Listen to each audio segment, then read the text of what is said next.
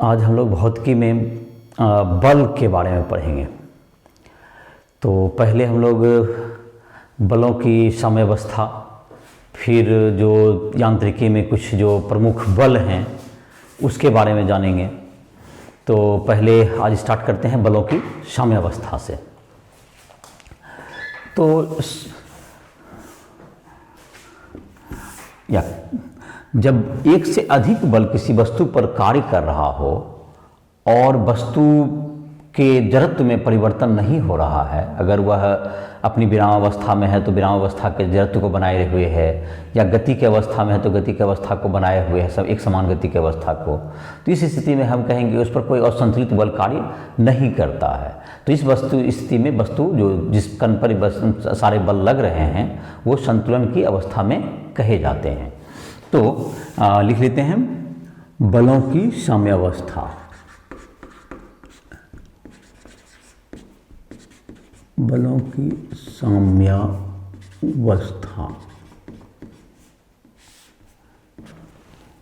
Equilibrium.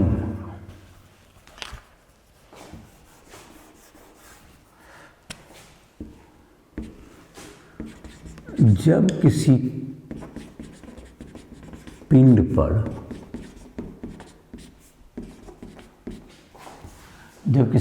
पर एक से अधिक बल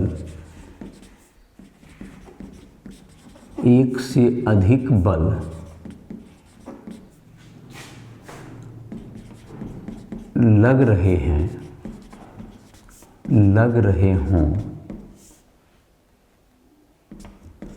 किंतु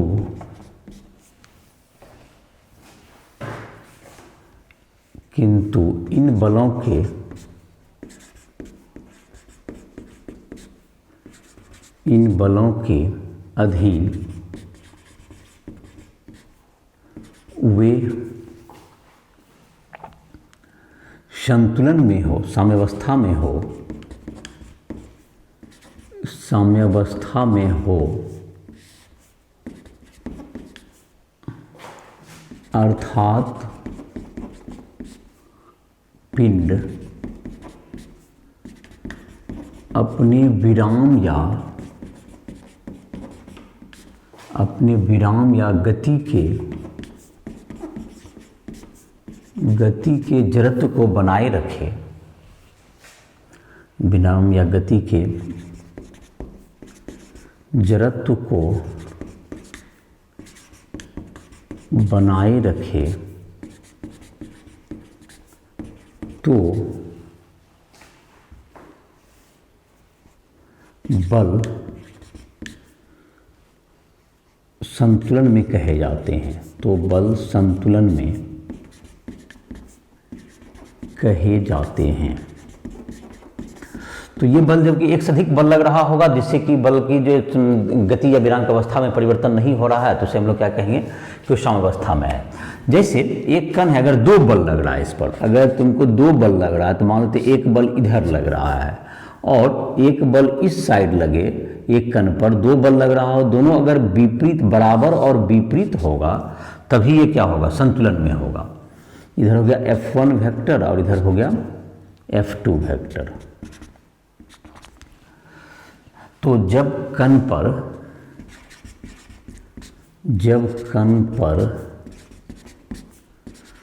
दो बल का F1 एवं F2 कार्य कर रहे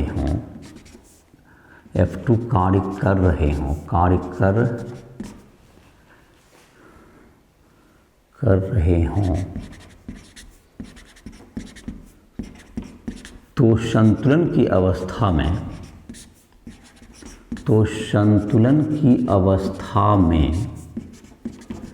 क्या होगा, बराबर और विपरीत होना चाहिए। तो F1 वेक्टर जो है बराबर माइनस F2 वेक्टर, बराबर तो होना चाहिए परिमाण में लेकिन दिशा में विपरीत होना चाहिए।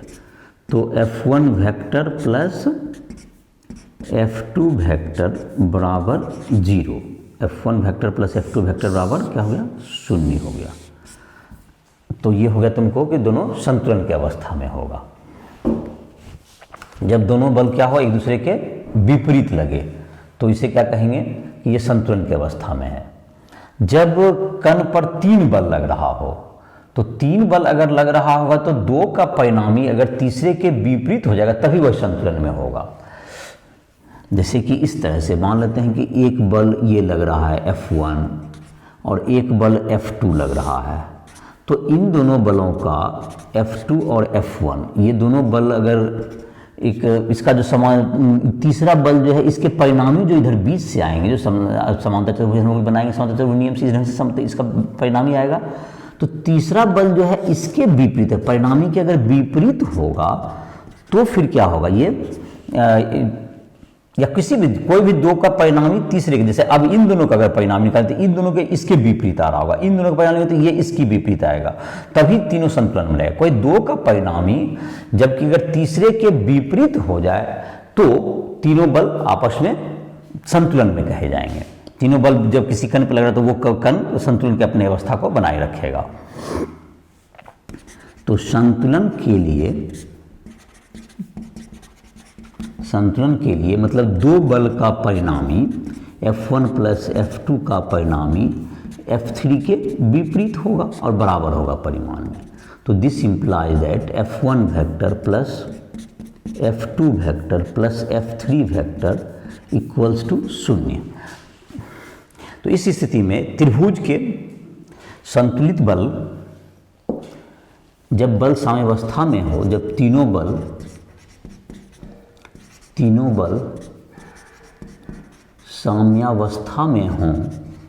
साम्यावस्था में हो तो वे एक त्रिभुज की भुजाओं के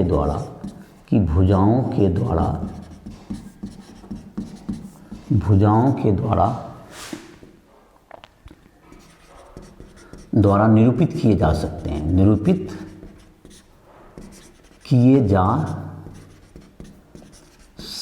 हैं। जैसे कि हो गया तुमको जैसे त्रिभुज बनाएंगे तो ये तुम्हारा क्या हो जाएगा कि ये त्रिभुज हो गया तो इसकी जो है कि एक भुजा हो गई F1, एक F1 हो गया, F1 वेक्टर हो गया, ये दूसरा भुजा हो जाएगा, देखो एक ही दिशा में लेना होगा तुमको, और ये तीसरा हो गया F3 वेक्टर। तो F1 plus F2 plus F3 is equal to 0 हो जाएगा। इस ढंग से ये संतुलित में होगा। और जब बहुत से बल कार्य करें तो वो n भुजा के बहुभुज द्वारा संतुलित माने जाएंगे, निरूपित होंगे। इसी प्रकार जब n बल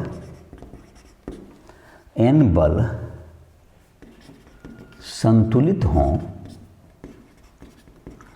हों तो वे n भुजा के बहुभुज द्वारा निरूपित होंगे। n भुजा के बहुभुज द्वारा निरूपित किए जा सकते हैं।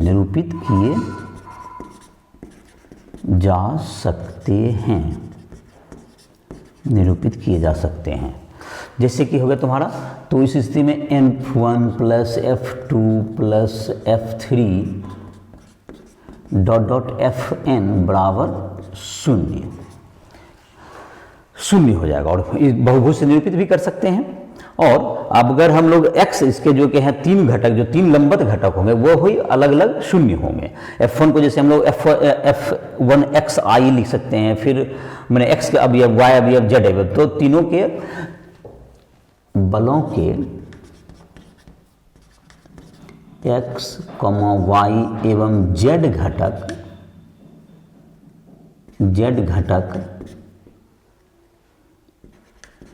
का योग भी अलग अलग 0 होता है,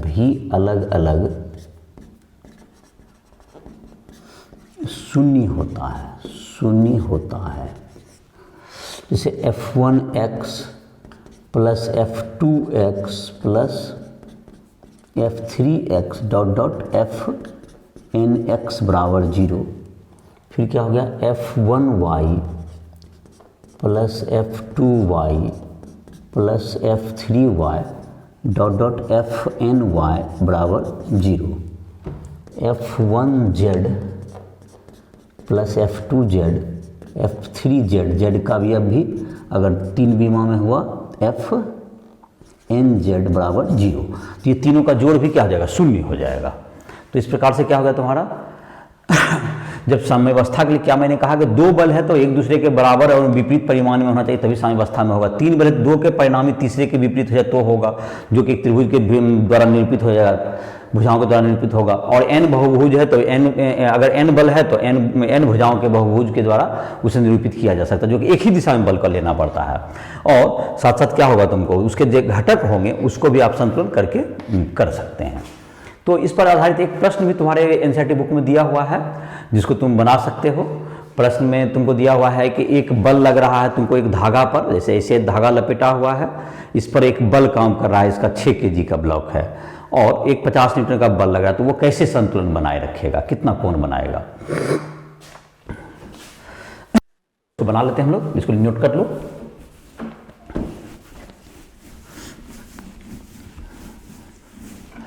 तो इसको जो है तुमको बहुभुज का जो है तुमको n बल है तो बहुभुज की तरह होगा उसका, और x अवयव, y अवयव, z अवयव सब क्या होगा, आपस में संतुलन में रहता है।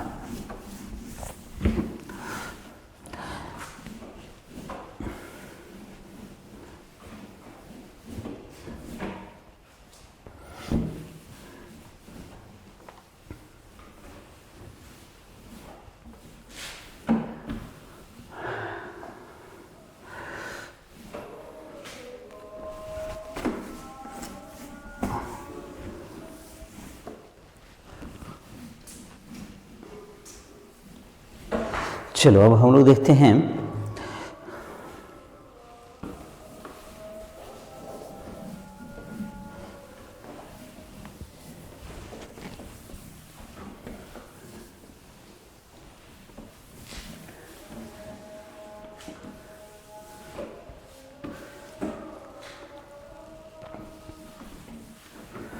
उदाहरण दिया हुआ बलों की साम्यावस्था के बाद तुमको एक उदाहरण दिया हुआ है, तुमको उदाहरण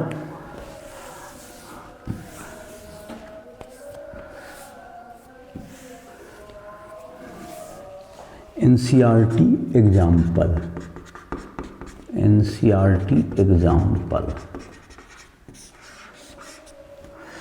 तो उसमें बल में दिया हुआ है तुमको कि एक धागा है, एक धागा से कोई वस्तु मतलब कि 6 kg का एक वस्तु उससे लटक रहा है और उसके मध्य बिंदु से, धागा से 6 kg का, लेकिन मध्य बिंदु से एक बल लगा करके इसको इधर टेढ़ा कर दिया गया।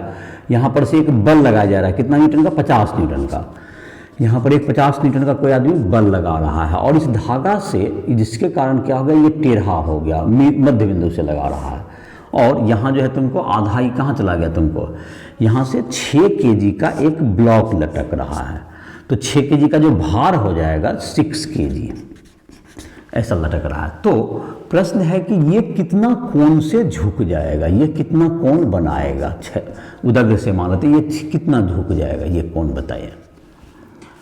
तो यहाँ पर प्रश्न ये हुआ तुम्हें कि एक इसके मध्य बिंदु से क्या किया गया, एक धागा को इधर से क्या कर दिया गया, एक लोड अगर ऐसे लटका रहे हैं तो सीधा वर्टिकल लटकेगा ये, लेकिन जब 50 न्यूटन का 20 से इसको क्या कर दिया गया, 20 से धागा है तो ऐसे लटक रहा होगा वस्तु, लेकिन इसको जब इधर कर देंगे तो ये धागा इधर टना जाएगा, लेकिन ये तो क्षैतिज में ही रहेगा।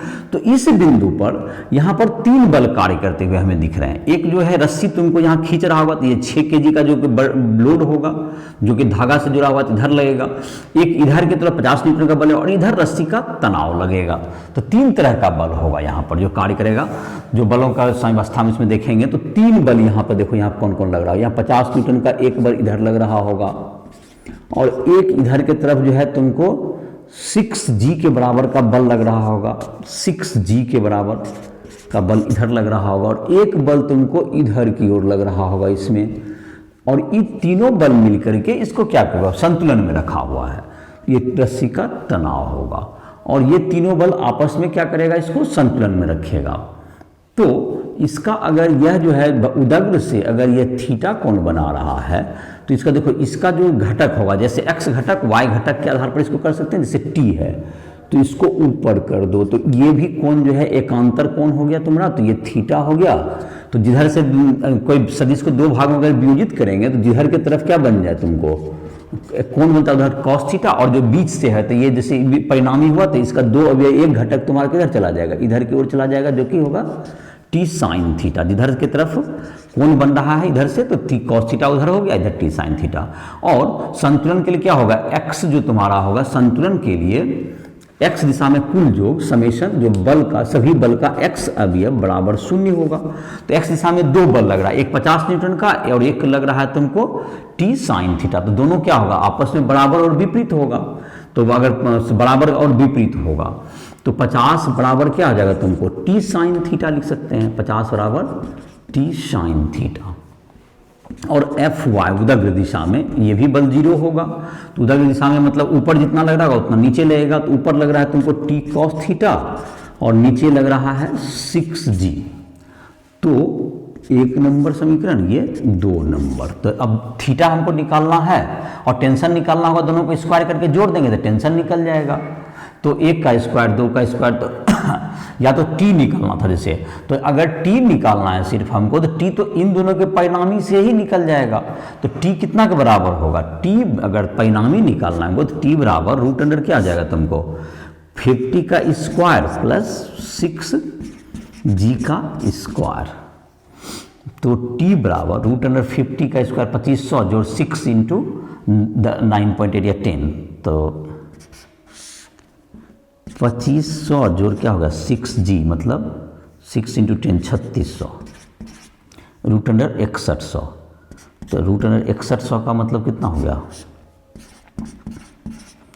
6100 न्यूटन।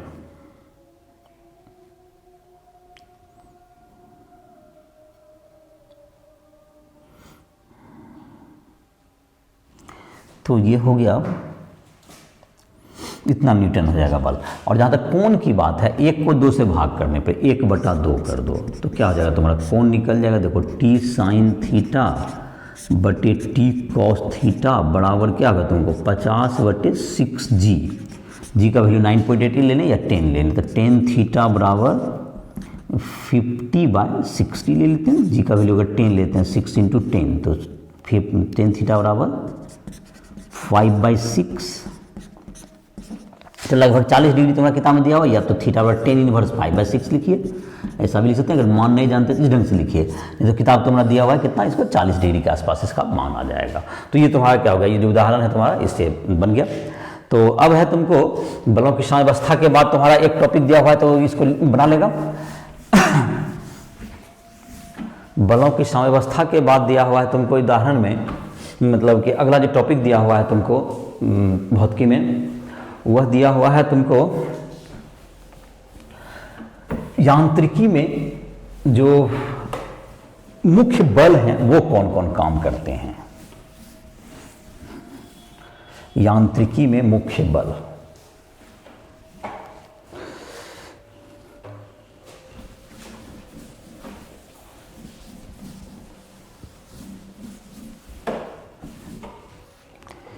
यांत्रिकी में बल,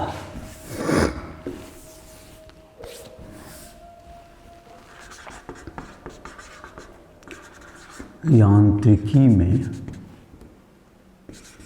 बल। तो मैकेनिक्स में कौन कौन जनरली बल लगते हैं, एक तो हो गया तुमको गुरुत्वाकर्षण बल, सबसे जो महत्वपूर्ण है पहला वो हो गया गुरुत्वाकर्षण बल। गुरुत्वाकर्षण बल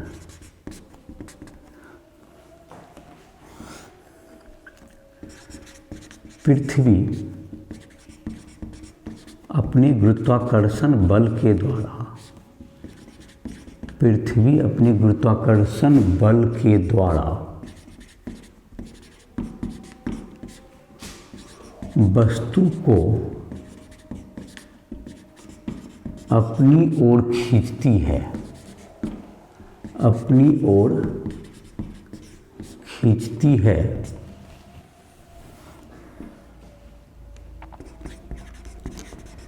जिसे वस्तु का भार कहते हैं, जिसे वस्तु का भार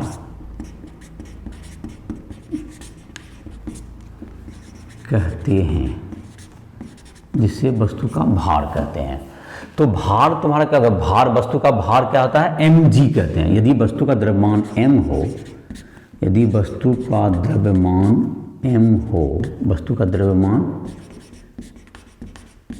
m हो, तो भार W बराबर mg।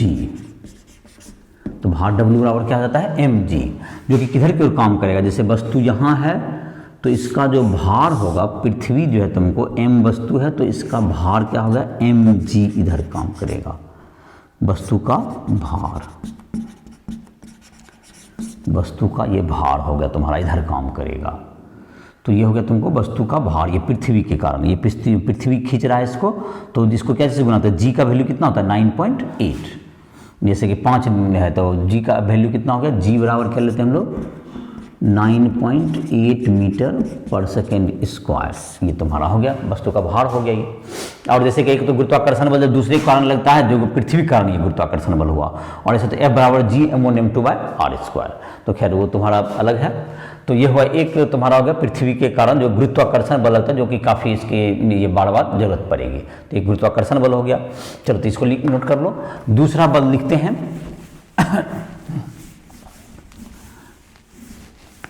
यांत्रिकी में जो प्रमुख बल है उसमें जो है तुमको संपर्क बल कहते हैं।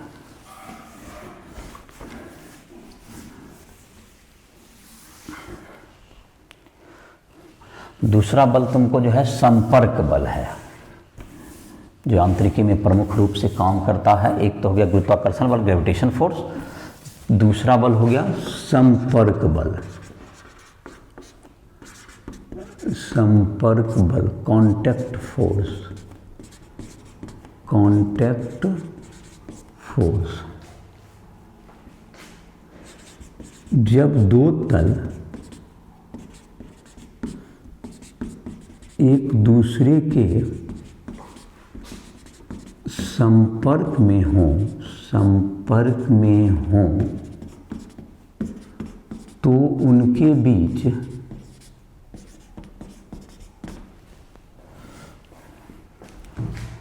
संपर्क बल कार्य करता है। तो उनके बीच संपर्क बल कार्य करता है। संपर्क बल के दो अवयव हो गए। संपर्क बल का दो अवयव हो गया, कौन सा, एक हो गया जो कि वस्तु के भार को संभालता है।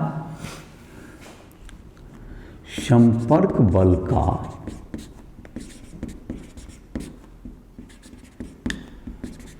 उदग्र अवयव, उदग्र अवयव,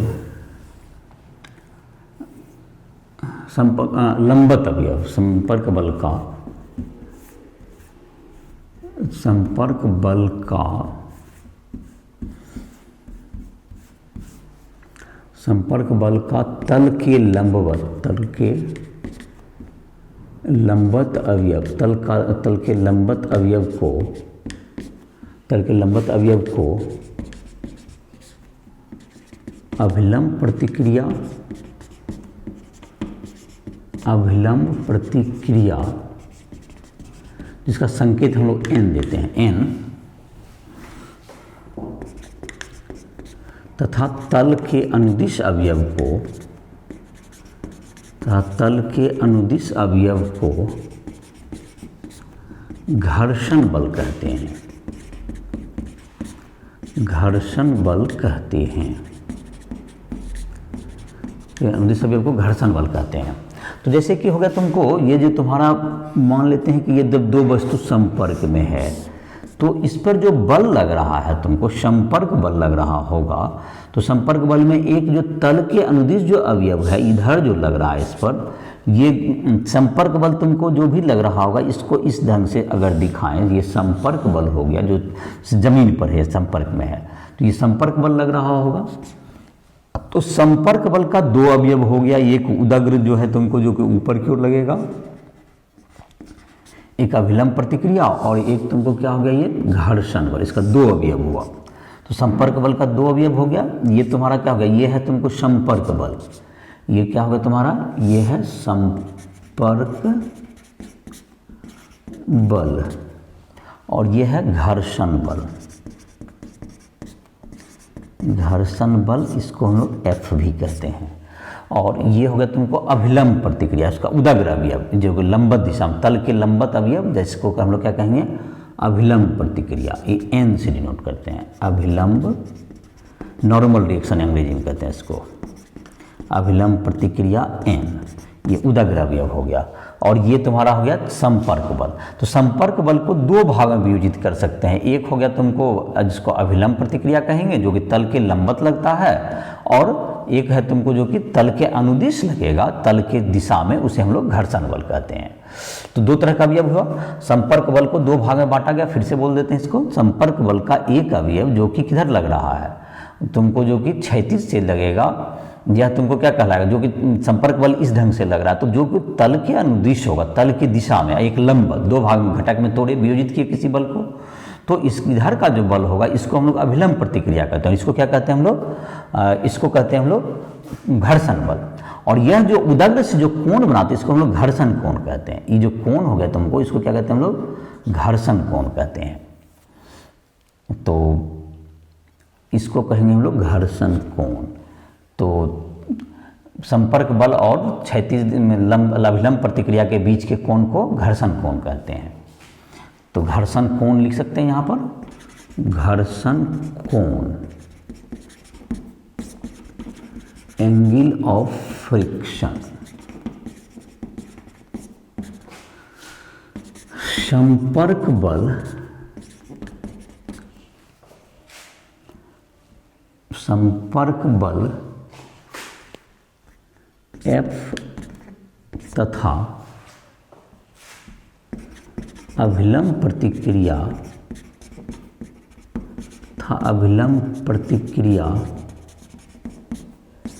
N के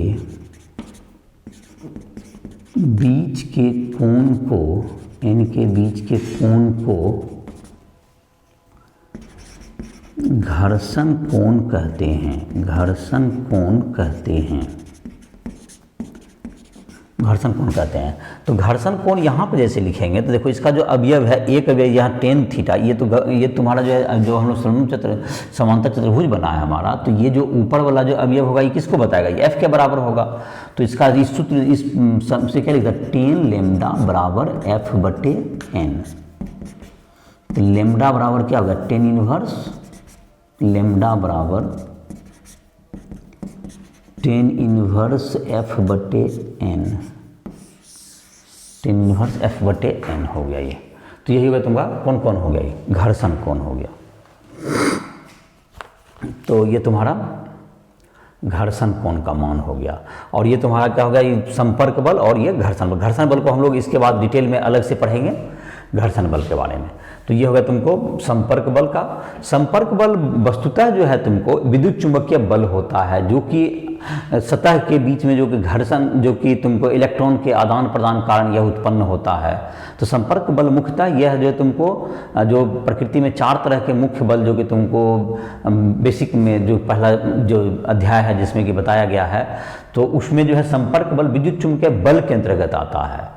तो ये संपर्क बल का ये तुम्हारा है। उसके बाद तुम्हारा है एक बल जो प्रकृति में और भी तुम्हारा जो इसमें जो कि संपर्क बल का ही एक पार्ट कह सकते हैं, जो कि एक विशेष प्रकार का जो पॉइंट कांटेक्ट के रूप में होता है, जैसे स्प्रिंग बल या रस्सी का तनाव। तो दो तरह के और बल हैं जिसकी चर्चा करते हैं। घर्षण बल को फिर अलग से डिटेल में पढ़ेंगे। तो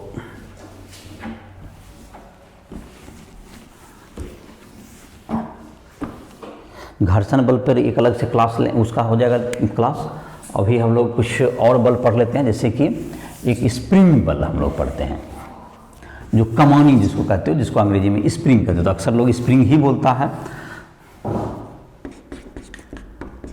स्प्रिंग बल,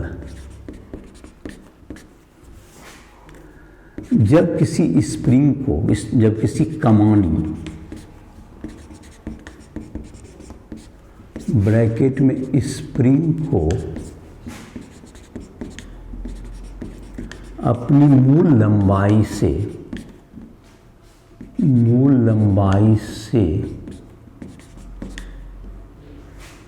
कुछ दबाया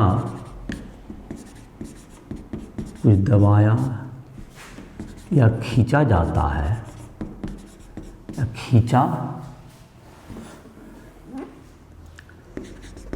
जाता है, तो मूल में से दबाया खींचा जाता है तो बल जो है क्या करेगा, उसका विरोध, तो स्प्रिंग एक बल लगाती है, स्प्रिंग के द्वारा बल लगाया जाता है जो उसका विरोध करती है, जो बाहरी बल का विरोध करती है, जो बाहरी बल का विरोध करती है।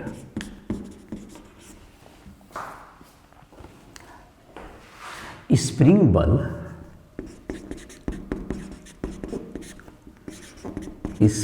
बल F स्प्रिंग के खिंचाव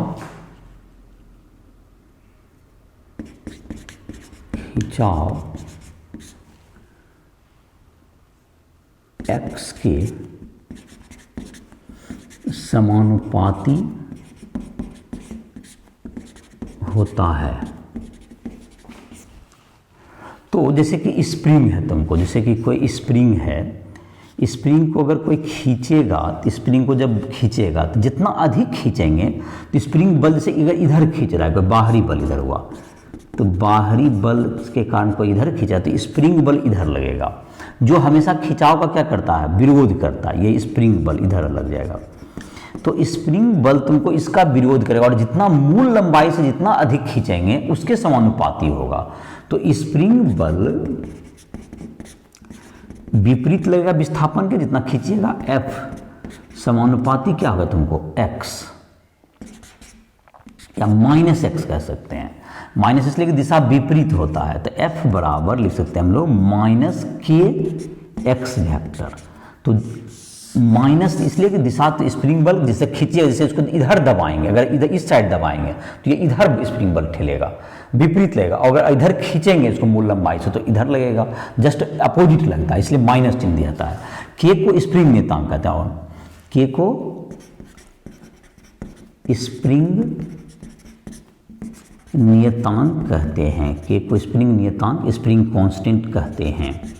तो स्प्रिंग नियतांक का क्या जाएगा, मात्रक क्या जाएगा, बल बटे लंबाई, तो बल का न्यूटन प्रति मीटर इसका मात्रक हो जाएगा।